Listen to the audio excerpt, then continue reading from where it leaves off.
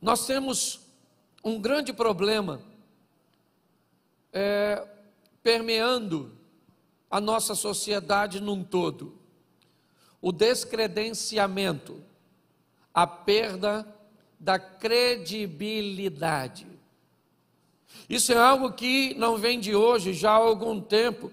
Nós ouvimos e vemos a desconstrução da credibilidade de diversas instituições. Hoje, quando nós olhamos para a instituição política, partidária, nós olhamos com um descrédito imenso. E alguns de nós chegamos ao extremo de dizer que não há sequer um político honesto. Sabemos que isso não é verdade. Provavelmente ainda existe muitos, mas nós não sabemos onde eles estão. Hoje, quando olhamos, por exemplo, para a nossa instituição, que tem por missão guardar a nossa sociedade, ou seja, a nossa polícia, seja na esfera militar, civil ou federal, nós temos basicamente níveis diferentes de comprometimento. Quando olhamos hoje para a polícia militar, praticamente ela está totalmente descredenciada. Se nós olharmos para a polícia civil, talvez olhemos com melhores olhos. Se nós olharmos para a polícia federal, talvez isso melhoraria. Inúmeras instituições ou estruturas, por exemplo, de profissionais liberais, hoje, seja pedreiro, eletricista, encanador, certo? Funileiro e outras coisas. Nós estamos vivendo um ambiente de perda de credibilidade, onde basicamente ninguém mais tem crédito. Nós estamos vivendo num ambiente religioso a perda da credibilidade dos líderes. A cada dia que passa, envolvimentos, histórias, homicídios, falcatruas, adultérios, divórcios. E existe um propósito: descredenciar.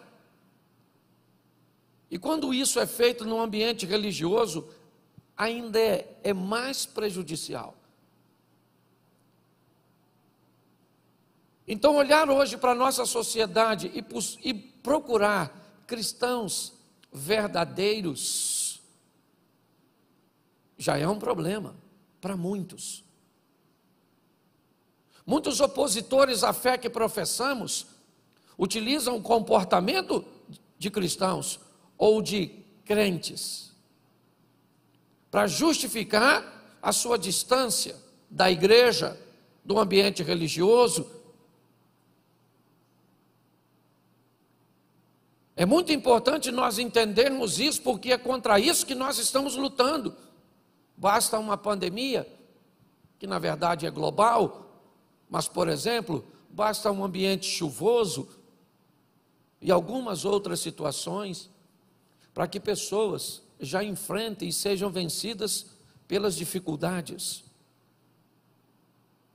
Pautado nisso, no domingo eu falei sobre diminuir os erros e buscar a santidade.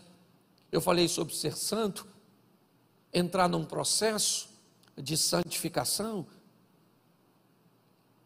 Eu mostrei que aquele que peca é escravo do pecado, e para você diminuir seus pecados, você vai precisar mudar de senhor. O pecado não pode mais ser seu dono, e para você trocar de senhor, alguém precisa te comprar, porque um escravo não pode libertar a si mesmo. Então Cristo vai à cruz e derrama seu sangue para nos comprar do pecado e nos fazer verdadeiramente livres, onde temos a opção de servi-lo ou não.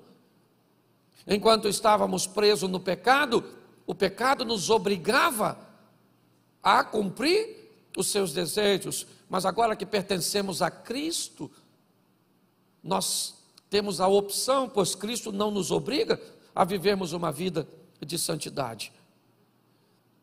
Foi mais ou menos isso que eu mostrei. Mostrei porque erramos, não conhecendo as Escrituras e nem o poder de Deus. Mas hoje, eu quero falar sobre dois probleminhas muito sérios, que a maioria de nós enfrentamos na hora de sermos cristãos de verdade: o medo e a vergonha. São dois grandes opositores à nossa fé. Todas as vezes que nós somos expostos ao perigo, todas as vezes que temos a sensação que podemos perder alguma coisa, que se expressarmos a nossa opinião num ambiente corporativo, onde nós vamos expor a nossa fé, podemos perder o emprego, podemos perder a possibilidade de ascensão, de crescimento, podemos ser interpretados como pessoas que não sabem viver de forma coletiva, em alguns ambientes, mas não no nosso país, ainda até mesmo a possibilidade de perder a sua própria vida. Eu tenho vídeo no meu celular de duas mulheres indo com seus filhos, crianças que não tinham mais de 3 ou 4 anos, escoltadas por homens armados, e eles matam a mulher e as crianças a tiro. Se você tem coragem de ver, depois eu posso recuperar o vídeo para te mostrar. É que eu não posso passar no telão. Mas para dizer a você que em muitas situações o medo é algo muito real para muitas pessoas. Chegou ao Brasil agora um missionário que nós ajudamos, e ele provavelmente ainda vai passar aqui antes do final do ano, antes do ano virar, e vai mostrar um pouco do que tem acontecido, do que tem visto. E às vezes, expor a sua opinião numa sala de aula pode fazer com que você seja perseguido por um professor. Então, o medo, muitas vezes, de expor um posicionamento cristão verdadeiro, ainda é um dos grandes desafios. Nós temos em alguns outros ambientes a vergonha, para não ser feito motivo de chacota, para que não façam brincadeirinhas, para que não te exponha. Muitas vezes você opta a não dizer na escola, a não dizer no meio dos seus amigos, a esconder de algumas pessoas porque você se envergonha. É um grande desafio. O ambiente que nós estamos vivendo é cada vez mais desafiador. Por muitas vezes nós nos sentimos como Elias, e é só isso que eu quero conversar com vocês em poucos minutos, mas eu preciso ler 3 versículos narrados por um dos maiores profetas do Velho Testamento. Um homem extremamente corajoso, um homem que viveu coisas extraordinárias ao lado de Deus. Mas eu preciso que você leia, coloque para mim, primeiro livro dos Reis, capítulo 18, verso 22. Capítulo 18, verso 22, primeiro livro dos Reis. Então disse Elias ao povo: só eu fiquei por profeta do Senhor, e os profetas de Baal são 450 homens. Capítulo 19, verso 10. E ele disse: tenho sido muito zeloso pelo Senhor, Deus dos exércitos, porque os filhos de Israel deixaram o teu concerto, derribaram os teus altares e mataram os profetas à espada. E eu fiquei só, e buscam a minha vida para me tirarem. ainda no capítulo 19, no verso 14. E ele disse: eu tenho sido extremamente zeloso pelo Senhor Deus dos exércitos, porque os filhos de Israel deixaram o teu conserto, derrubaram os teus altares e mataram os teus profetas à espada. Só eu fiquei e buscam minha vida para me atirarem. Feche seus olhos neste momento. Senhor nosso Deus e Pai, em nome de Jesus, queremos continuar ouvindo a tua voz. E fala conosco, Senhor, que teu Espírito tenha liberdade de agir, que todo medo, ó Pai, porque o verdadeiro amor lança fora todo medo, que toda vergonha, que tudo aquilo que não provém de Ti, ó Pai, saia do nosso coração, e que a coragem, que a segurança, que vem das Tuas mãos poderosas, tomem a nossa vida, tome o nosso posicionamento, em o nome de Jesus. Amém. Glória a Deus. Amém? Isso. Para você entender o que está acontecendo, ainda no capítulo 19, no verso 18, olha só o que Deus vai falar.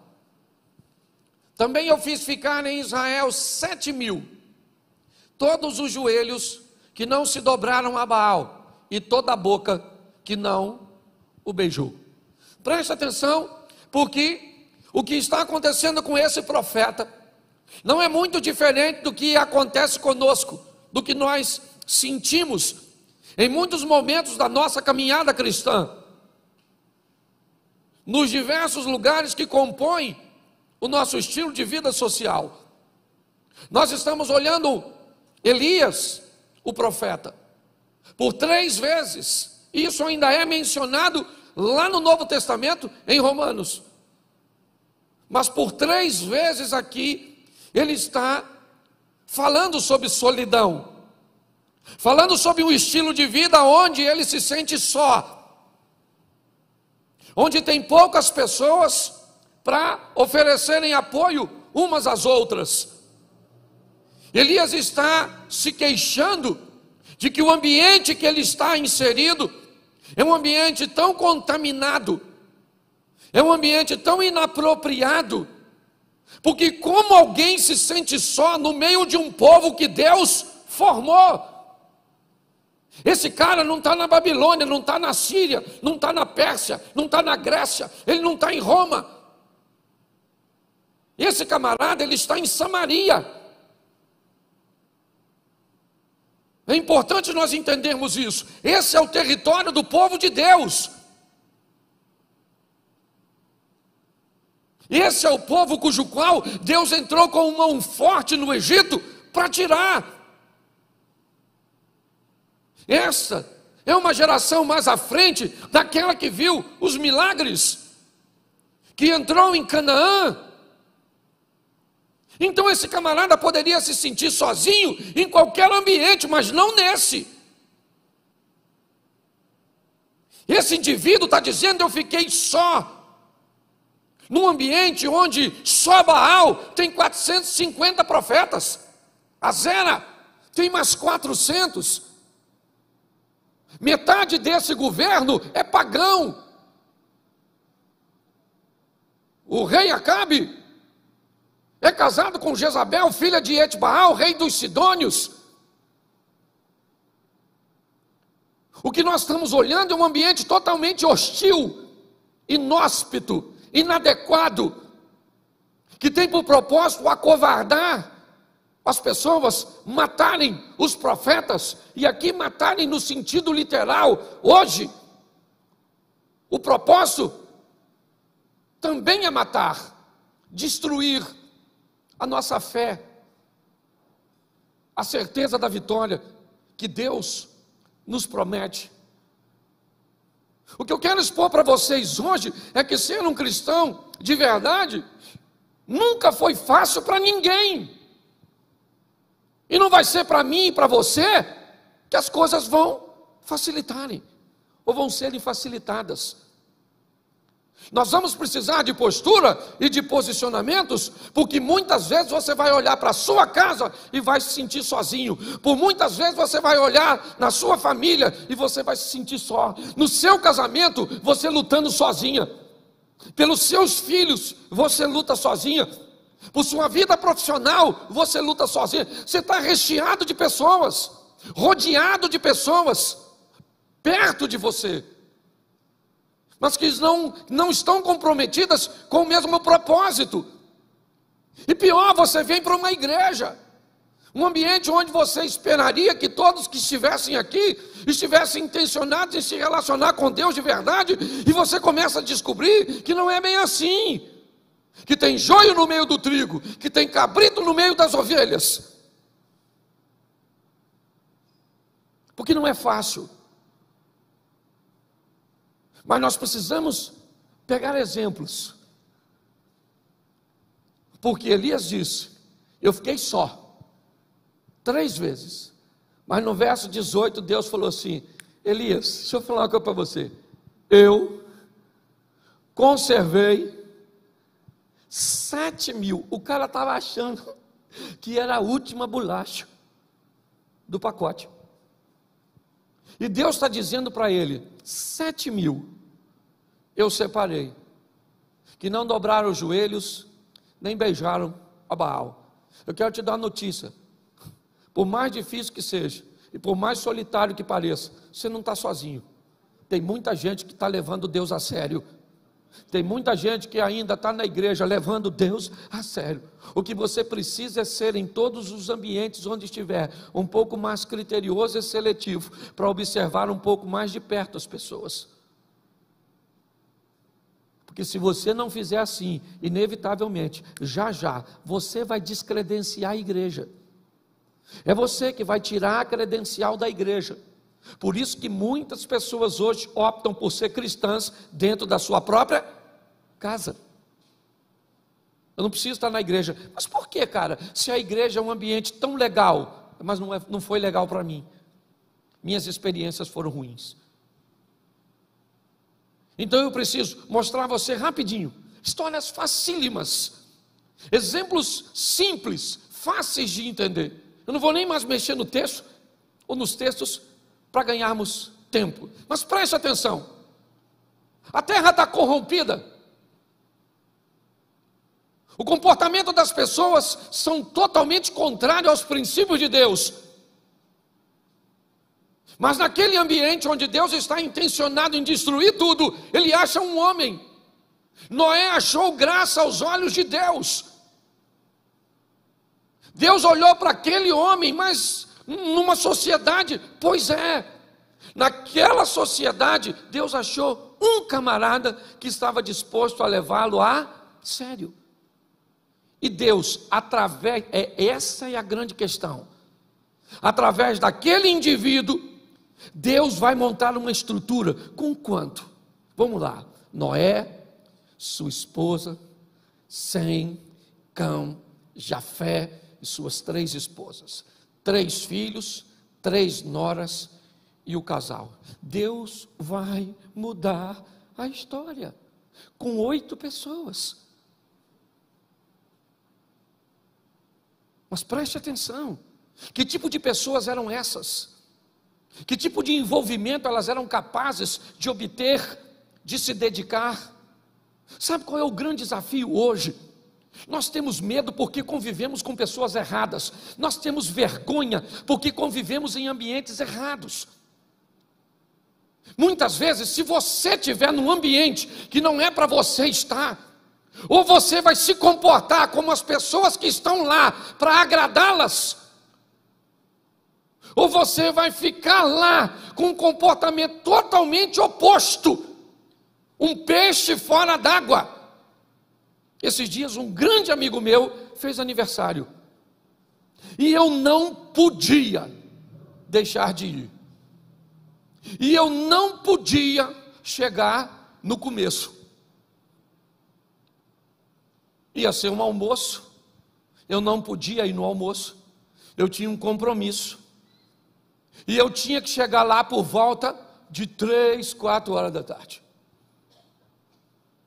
Cheguei em casa de viagem, tomei um banho e fui no compromisso, no aniversário do meu amigo. Não podia deixar de ir, o cara é meu amigão. Quando eu cheguei com o carro no sítio, a música já dizia mais ou menos o que estava acontecendo no ambiente. A música já falava para mim: Cláudio, o que é que tu está fazendo aqui? Eu falei, e eu respondi para mim mesmo: eu vim dar um abraço no meu amigo. Menino, eu cheguei. Ó, até o cachorro estava bêbado. A mulher bêbada, os homens bêbados, tudo mesmo. Eu olhei e perguntei de novo para mim: Cláudio,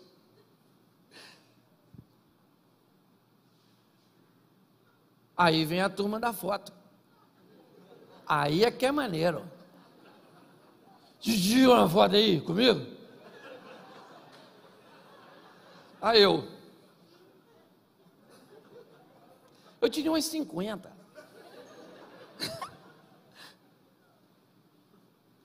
Pelo menos 3 desses 50 jogou cerveja em mim. Entendeu? Aí tinha umas donas meio bagunçadas, olhando para mim esquisito.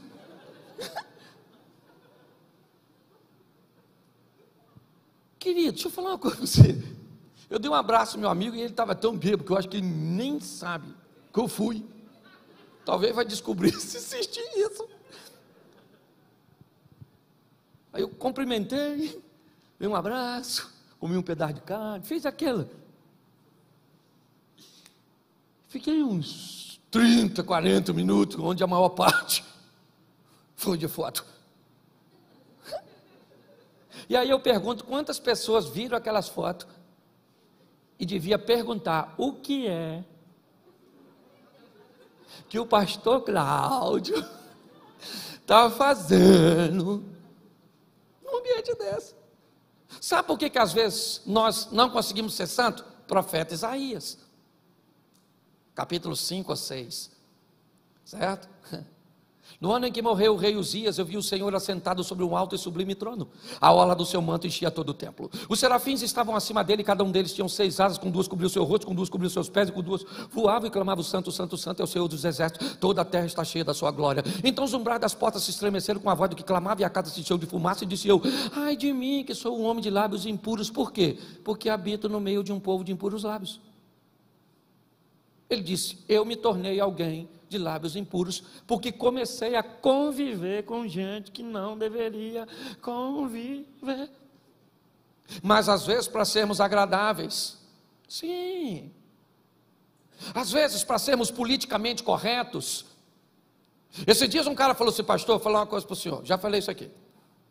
Ó, pastor, vai ter uma festa lá em casa, e eu tenho um montão de parente assim, ó, que não é cristão, pastor. Até gosta muito do senhor. E aí, pastor, se não tiver uma manguaça, eles não vão. Entendeu? São gente boa, mas bebe. E eu estou querendo assim fazer uma festa. E olha só, pastor, eu queria que o senhor me autorizasse. Até 11 horas, ninguém bebe nada. Depois de 11, lá no cantinho, preparei lá uma caixa de cerveja só, pastor. É só 4 pessoas que bebe. O que o senhor acha? Eu falei: fantástico. Fantástico, genial, certo? O senhor botou num cantinho a caixa de cerveja, os seus parentes vão lá, a gente boa, depois de tal hora, certo? Você vai respeitar, eles vão beber. Ele falou: o senhor achou? Eu falei: achei legal. Só queria fazer uma pergunta para o senhor. Quando o senhor vai na festa na casa deles, quanto tempo eles ficam sem oferecer bebida para homenagear você? Ele falou assim: homenagear? Eu falei, porque você vai botar lá para recebê-los. Então eu quero saber, de que hora a que hora, quando você vai na festa na casa deles, ele diz assim, não vão beber de 8 da noite até 10 da noite, só porque fulano vem. Ele olhou para mim e falou assim, ô pastor, ele me homenageia nada não? Eu quero é que dane-se. Eu não vou botar nada, nunca me homenagearam, por que eu vou homenagear esse? Se quiser ir, vai. Se não quiser, acabei com a festa. Sabe o que falta muitas vezes em nós? Nós temos medo de nos posicionar. Querido, você está se posicionando a favor de quem? Da palavra de Deus. Você está entendendo? Quem vai garantir esse negócio é Deus. Você só tem que entender que não vai ter muita gente. É pouca gente. Pare de querer ser ovacionado por uma multidão, porque não vai rolar, querido. O mundo jaz no maligno, entendeu? Então, se você vai agir certo, não espere bandeiras. Não. O negócio que vem é perseguição, então é pouca gente. Presta atenção. Olha como é que as coisas funcionam. A Síria invade Israel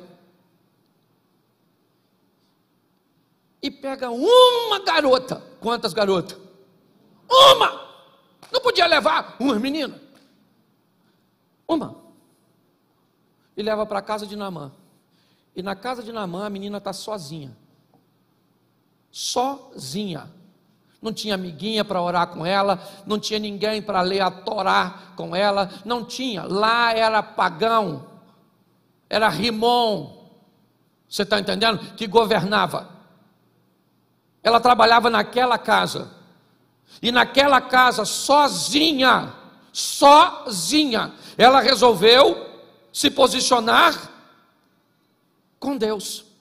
E Deus fez um milagre naquela casa, curando o seu senhor.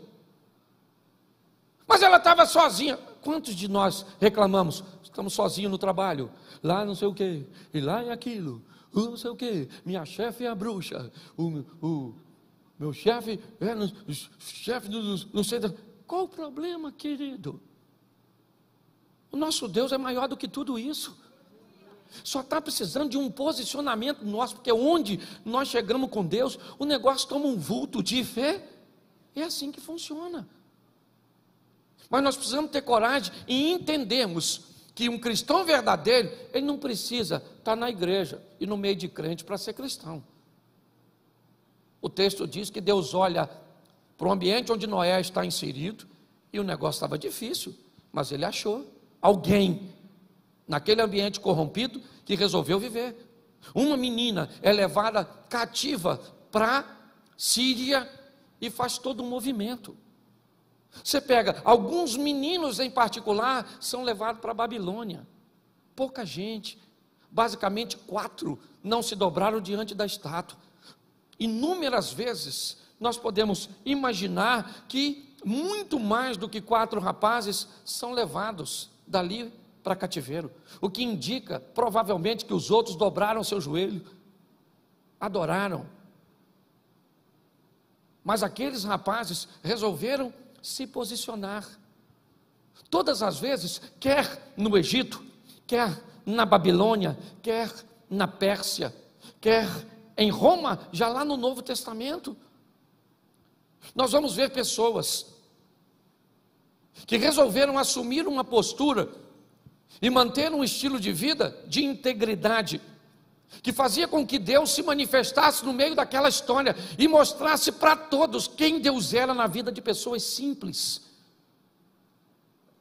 O que nós precisamos é entender que Deus não muda, nele não há sombra de variação.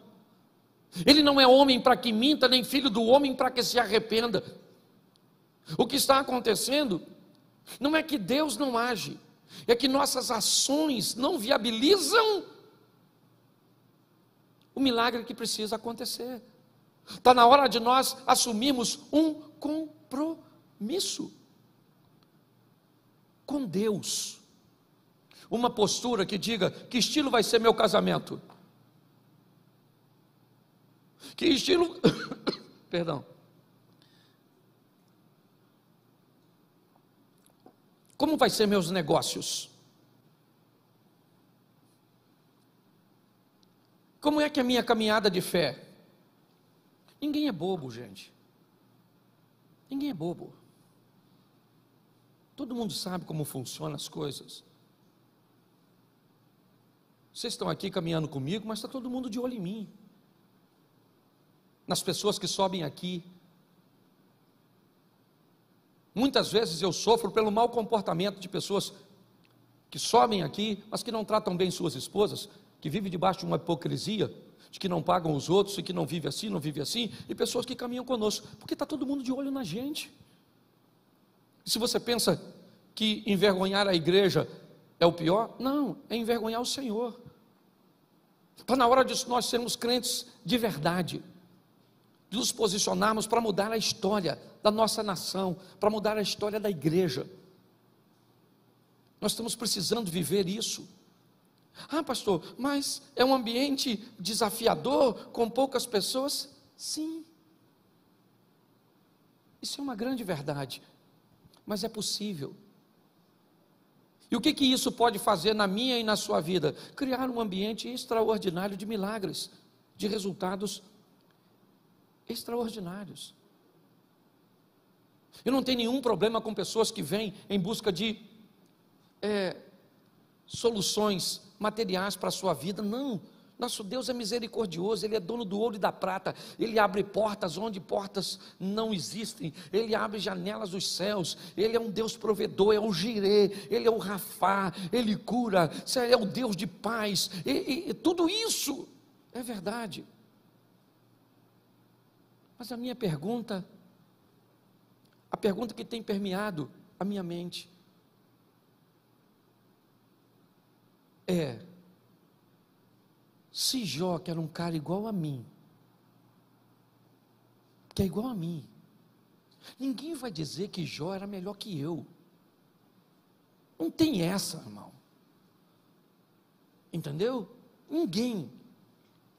Se você acha que Abraão tinha alguma coisa melhor que você está enganado. Se você acha que Elias, que Moisés, que Pedro, que Paulo, não, era gente igual a gente, igualzinho, não tinha nada de diferente. E por que é que essas pessoas viveram tudo isso? Por que é? Por causa do estilo de vida que resolveram viver com Deus. É só isso. Sabe qual é o grande desafio? É que nós lemos um livro e temos inúmeras experiências alheias neste livro, mas quando chega o momento de transportar essa história para a minha casa, para os meus negócios, para a minha igreja, para a minha vida, para o controle emocional que eu preciso ter, aí parece que tem algum problema, porque parece que isso é uma história é uma ficção, é uma brincadeirinha que eu venho para a igreja para ouvir essas historinhas, e que são muito agradáveis quando fala sobre derrubar gigante, sobre fornalhas, sobre vitórias, sobre campeões, mas a maior batalha que nós temos é contra o pecado.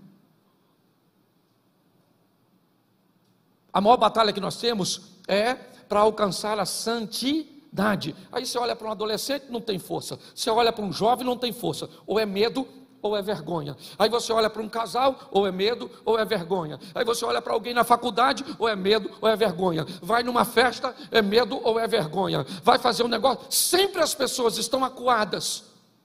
Medo ou vergonha estão impossibilitando essas pessoas de viverem o extraordinário com Deus.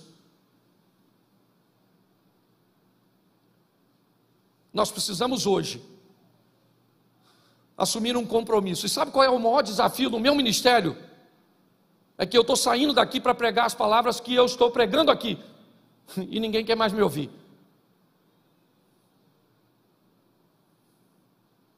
Eu tenho provado isso em alguns lugares por onde tenho passado. Foi só eu parar de ser engraçadinho, de contar uma historinha engraçada, e eu já virei um cara chato. E eu falei isso com Deus. Falei, Senhor, pô, estou a fim de botar o povo para cima, contar uma historinha, e não está rolando mais. Você sabe por quê? Porque nós estamos em última hora. Jesus está voltando. E antes da gente ir embora, Ele está querendo nos dar uma oportunidade de vivermos o extraordinário. Você tem que sair daqui, querido, para pegar seu casamento e botar ele assim. Mas pensa naquele casamento que sua mulher vai olhar para você e vai falar assim: caraca, maluco, menino, o que foi? Você nasceu de novo? Que homem é você? Que isso? Vou botar até mais 3 alianças? É seu marido olhar para a senhora e dizer: pastor, Jesus está voltando mesmo. A mulher está cara, parou de brigar. A mulher está doce, que eu estou até estranhando, pastor. Não sei se é eu que vou morrer ou ela. Olhar para seus filhos e dizer: gente, que menino inteligente, obediente, limpinho. Que menino educado, bem mandado. Que sogra é essa, Jesus? Onde estava essa mulher que eu não vi? Que mulher extraordinária, isso tinha que ser minha mãe. Não era a mãe da minha mulher. Pensa. As pessoas olharem seu patrão, seu chefe, e dizer quem é você? De onde você veio, rapaz? Chegando no horário, proativo, alta produtividade. Mas sabe o que acontece?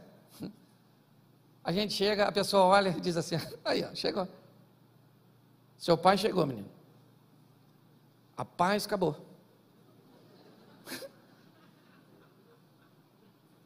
Os meninos estão aí? Tá, por isso que está tudo bagunçado desse jeito.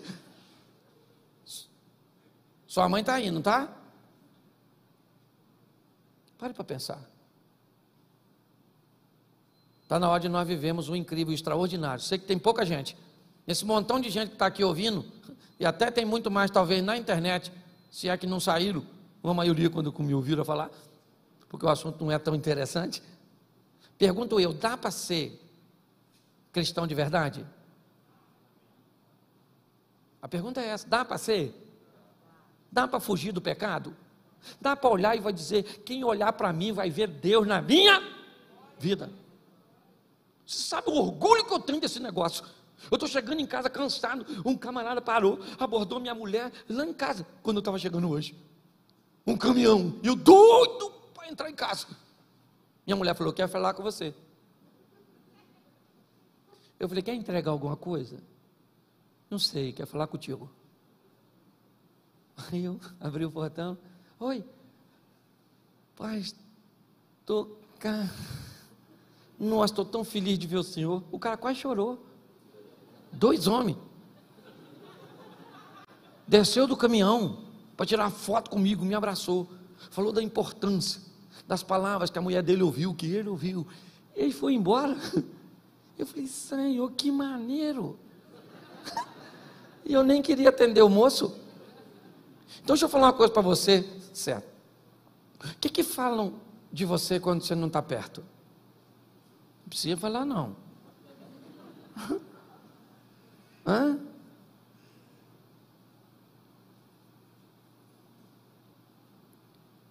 Eu acho que nós precisamos nos posicionar. Cristãos de verdade, cristãos verdadeiros, eles têm medo, sim ou não? Sim ou não? Claro que tem. Eles têm vergonha? Sim ou não? Sim. Mas eles têm que vencer o medo e mostrar quem é Deus. É isso que nós vamos ter. Tem hora que tem que ter medo. Esté está lá diante de um problemão, e ela está com medo, porque a vida dela está em jogo se ela aparece perante o rei não recebê-la com um cetro, ela pode morrer. Ela está amedrontada, mas é o povo de Deus que está em risco, mas ela tem medo mesmo assim. Então seu tio a encoraja e diz: quem sabe não foi para este momento que Deus colocou você onde você está. Ela então se posicionou e o milagre aconteceu. Deus está esperando só você entrar dentro daquela casa sua, no meio daqueles amigos seus, e dizer: se continuar mandando essas fotinhas no grupo, eu saio. Não vou sair, não vou sair. Porque onde eu vou arrumar outro amigo? No inferno. Lá tem.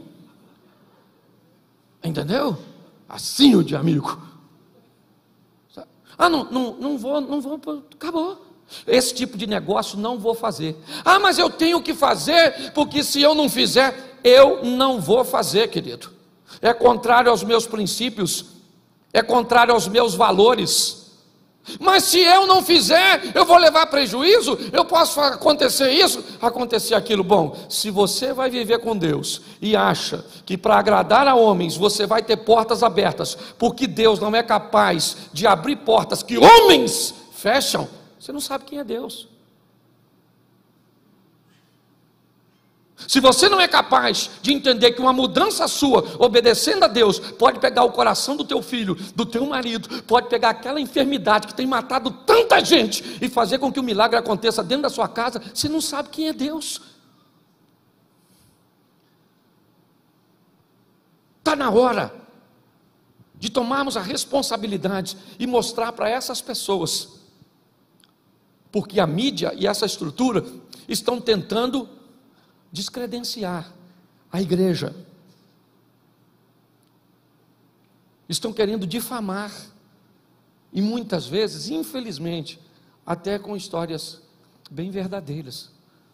Mas nós precisamos de um posicionamento. É isso. Onde? Na Babilônia, e não na igreja.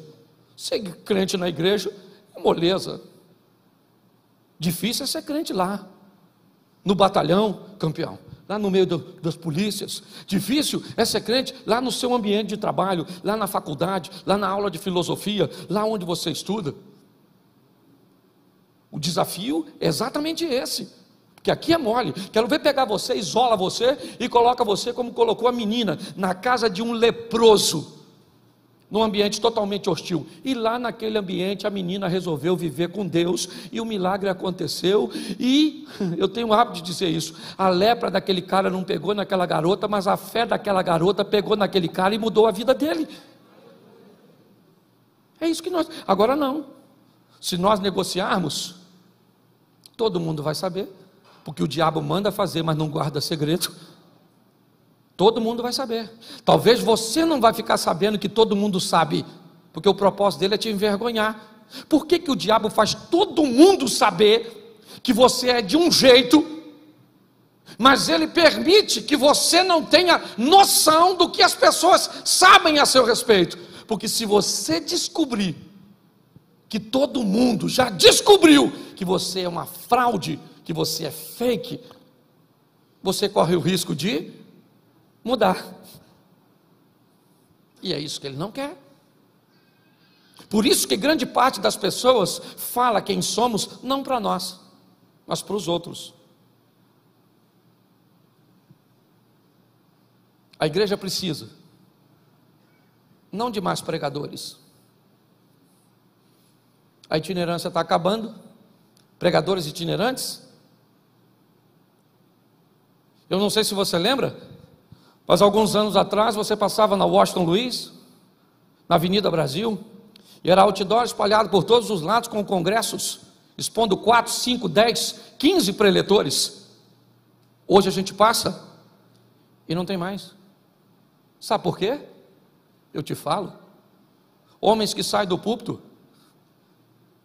e vão beber cachaça e uísque. Homens que saem do púlpito e vão para prostíbulos. Homens que só sobem no púlpito se receber ofertas astronômicas. Homens que sobem em púlpito e tratam as pessoas que o recebem de qualquer maneira. Homens que sobem para dizer coisas que eles não vivem. Fala de dinheiro, mas não oferta nem dizima. Homens que vão fazer turnês pelo Brasil afora de 20, 30 dias e deixam suas esposas.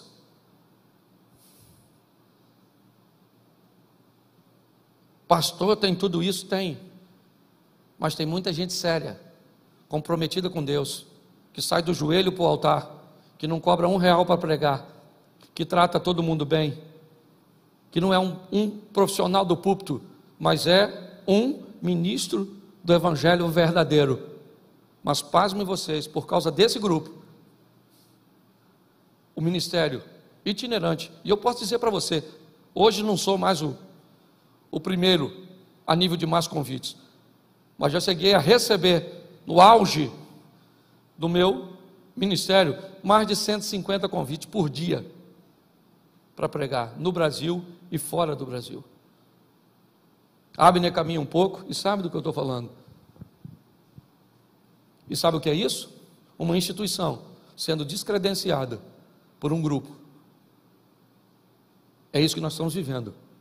E sabe o que é pior? Estão descredenciando Deus do coração das pessoas, por causa do comportamento de algumas pessoas que se dobram, que negociam, que abrem concessão. O meu pedido a vocês aqui hoje, não de Deus, o meu, é de socorro. É de socorro. Porque o que estamos precisando são pessoas que sejam enviadas, saiam daqui agora. Porque eu estou falando aqui 300 pessoas, 400, talvez. Mas se cada um de nós sairmos daqui, para mostrarmos para as pessoas que estão ao nosso redor, quem é o nosso Deus, esse jogo vai virar. Esse jogo vai virar. E aí uma carta, ou melhor, um texto escrito, e eu fecho aqui. Bem interessante, do profeta Malaquias, do capítulo 3 e o 10, nós usamos muito para falar de oferta, mas eu gostaria de lembrar os irmãos, que não tem problema nenhum falar de oferta nesse texto, mas é só lembrar que esse texto estava sendo direcionado para os sacerdotes e para a liderança. Mas no final desse texto, põe para mim aí, campeão, Malaquias, capítulo 3, verso 17.